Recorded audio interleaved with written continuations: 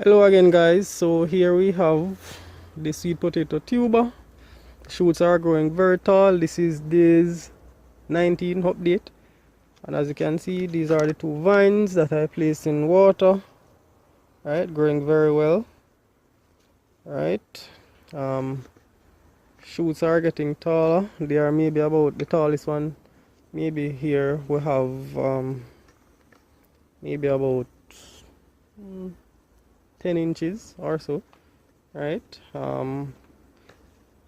We can basically start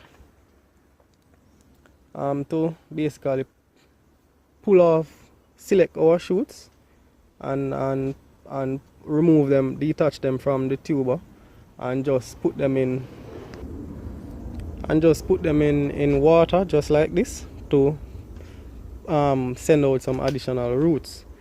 Right, we're not going to allow the shoots to grow too tall on the tuber.